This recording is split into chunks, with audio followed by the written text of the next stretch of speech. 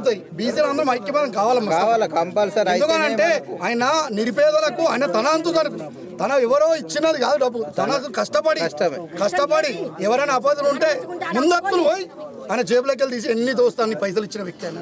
అంత మంచి వ్యక్తిని ఈరోజు ఇంత దుర్మార్గంగా చనిపోయినంటే ఏ విధంగా మీరు చూడవచ్చు. ప్రజలందరూ మీరు ఒక్కడే గమనించాల్సింది, బీసీల అందరం ఐక్యమతం అయితేనే ఈ అక్షరాలకు మనము చెక్ పెట్టగలుగుతాం.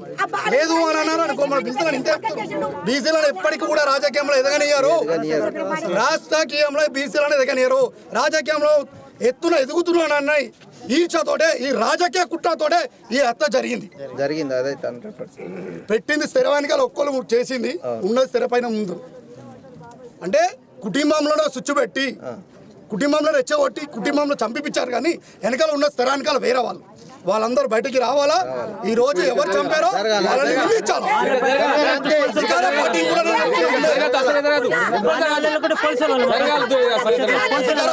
విజ్ఞప్తి చేసింది ఒకటే, అయినా మీ గెలుపు కోసం సొంత డబ్బులు ఖర్చు పెట్టుకొని, ఎమ్మెల్యే కోసం సొంత డబ్బులు ఖర్చు పెట్టుకొని గెలిపించిండు.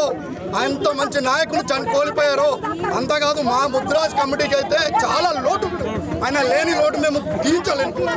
ఎందుకంటే ఈ నిజామాబాద్ డిస్టిక్ లో ఇమ్మడి గోప్ అంటే పెట్టిన పేరులాగా ఎందరికో నిరుపేదలకు సహాయం చేసే వ్యక్తి ఆయన. అన్యాయం చేసిన వ్యక్తి కాదు, ఇంకొకరికి ఇబ్బంది పెట్టిన వ్యక్తి కాదు ఆయన.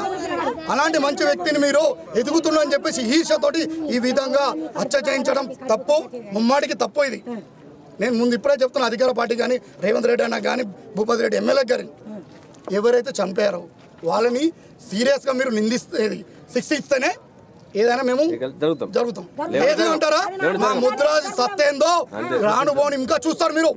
మీరు అనుకుంటారు ఈ ముద్రాలను చంపుకుంటూ పోతే ఏం కాదు, ఎందుకంటే పాపులేషన్ ఎక్కువ ఉన్నది కదా, ఇలా తగ్గించామంటే ఇలా గొంతులు ఇవ్వదు అనుకుంటారు. గొంతులు ఒక్కటి కాదు, 1000 గొంతులు వేస్తుంది.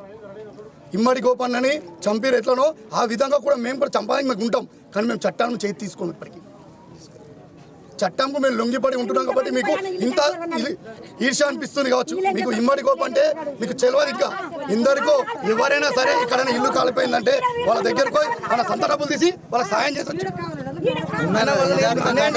అన్న అదే వాళ్ళకు ఎంత ఇచ్చిరు, భూమి కోతులకు ప్లాట్లు ఇచ్చి ఇంత మంచి వ్యక్తిని చంపినా మీరు ఏం చేస్తున్నారు?